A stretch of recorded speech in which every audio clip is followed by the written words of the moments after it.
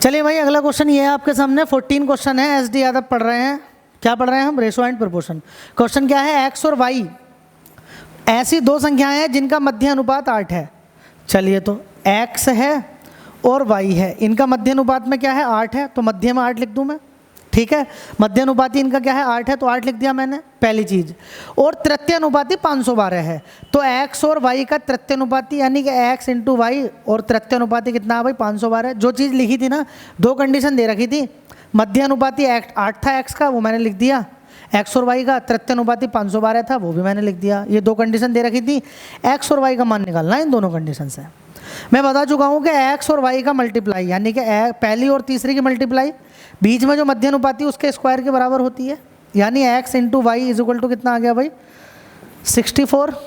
फिर यही काम कर लेते हैं, बीच वाली संख्या का जो स्क्वायर होता है, यानी कि चलो लिख देता हूँ वाई स्क्वायर, बाकी की जो बची है दोनों पहली और तीसरी उनके गुणनफल के बराबर होता है x इंटू 512।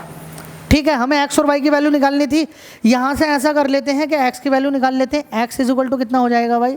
64 upon y। नहीं हो जाएगा? ऐसे रख देते हैं। चलो मान रख देता हूँ मैं, x की वैल्यू यहाँ रख देता हूँ, तो y square is equal to, x की वैल्यू उठा लूँ यहाँ से। x की वैल्यू कितनी है? 64/22। x की वैल्यू रख दी 64/22, और इंटू में कितना चल रहा है? 512। अब ये y इधर आ जाएगा, ठीक है, क्रॉस मल्टीप्लाई से, तो बाई की बाई स्क्वायर से मल्टीप्लाई करेंगे, बाई क्यूब हो जाएगा। और सामने क्या लिखा रहा है? 64 इंटू 512। अब ये इधर क्यूब है, तो 100% इधर भी किसी ना किसी का होल क्यूब बनाना है, हमें बना देते हैं। चलो देखते हो क्या करते हैं। एक बात बताओ, 64 को मैं क्या लिख सकता हूँ? 4 का क्यूब नहीं लिख सकता? 4 चौक 16, चौका 64। और 512 को क्या लिख सकता हूँ? अरे मेरे भाई 8 का क्यूब लिख सकता हूँ मैं। 8 का क्यूब 512 नहीं होता? बताओ, 8 का क्यूब 512 होता है। तो एक बात बताना, जो बाई का क्यूब है, इधर से देखना, 4, देखो दोनों की पावर सेम है। जब दोनों की पावर सेम है तो पावर को एक साथ लिख सकता हूँ। 4 गुणा 8 यानी 4 गुणा 8 यानी 32, 32 की पावर 3, बात तो एक ही है। 4 की पावर 3 गुणा 8 की पावर 3 है, तो 8 चौक 32 की पावर 3 लिख सकता हूँ। 3 पावर से 3 पावर कैंसिल हो जाएगी, तो बाई इज इक्वल टू कितना आ गया? 32।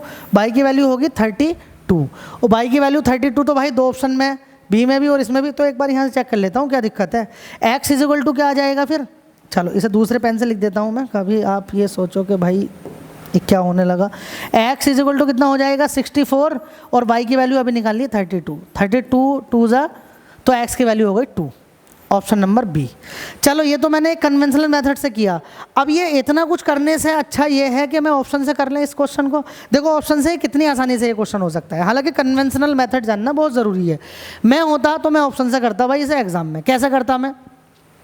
x और y ऐसी दो संख्याएं जिनका मध्य अनुपाती कितना है? 8 है। हमें वो दो संख्याएं ऑप्शन में लेनी जिनका मध्य अनुपाती 8 हो। मध्य अनुपाती क्या होता? बाकी दोनों के संख्याएं के गुणनफल के स्क्वायर के बराबर होता। भाई 16 और 2, ये तो बाकी दो संख्याएं तो यही होंगी ना। मध्य अनुपाती 8 है, यानी कि x और y इनके बीच में क्या रखा हुआ? 8 है। तो इसका मतलब x और y जो हमें आंसर चाहिए उनका गुणनफल किसके बराबर होना चाहिए? 64 के। वो देखो लिख भी रखा मैंने, 64 के बराबर होना चाहिए। तो एक बात बताओ, इनमें x और y के मान वैल्यू दे रखी है, x की वैल्यू 2 है और y की वैल्यू 16 है। क्या इन दोनों का गुणनफल 64 के बराबर है? नहीं है, तो ये ऑप्शन तो नहीं हो सकता। ठीक, चलो आगे आ जाओ। 2 है x की वैल्यू और y की वैल्यू 32 है। क्या इन दोनों का गुणनफल 64 के बराबर है? हाँ वही है, तो ये ऑप्शन हो सकता है। लेकिन अभी मारना मत, क्योंकि अगली कंडीशन और है, कभी इसको आंसर मार के आगे चले जाओ। अभी बाकी चेक करो। x की वैल्यू 4, 32 की y की वैल्यू 32, क्या इन दोनों का गुणनफल 64 है? नहीं, 128 है, तो ये भी ऑप्शन नहीं हो सकता। हाँ ये ऑप्शन हो सकता है। देखो अब x की वैल्यू 4, y की वैल्यू 16, तो 16 चौका 64, तो ऑप्शन ये भी हो सकता है। यानी दो ऑप्शन हमारे सामने है, या तो बी होगा या फिर कौन सा ऑप्शन होगा? डी होगा। अब पहली कंडीशन से तो बी और डी दोनों ही सही हैं, लेकिन मेरे भाई अभी दूसरी कंडीशन हो रहा है। दूसरी कंडीशन में क्या है कि x और y का तृतीय अनुपाती 512 है। x और y का तृतीय अनुपाती कितना है भाई? 512। इसका मतलब जो y की वैल्यू हमारे पास है, जो y की वैल्यू है, अगर मैं उसका स्क्वायर करूं इस y की वैल्यू का, तो वो x और 512 के किसके बराबर आना चाहिए? गुणनफल के बराबर। दो ऑप्शन तो हटा ही दिए हैं मैंने। चलो ऑप्शन नंबर डी चेक करता हूँ।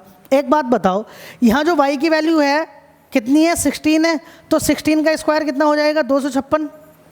256, तो क्या ये 256 512 और 4 के गुणनफल के बराबर है, क्योंकि x की वैल्यू तो 4 है ना। अरे इस हिसाब से ये होगा ना 4 और जी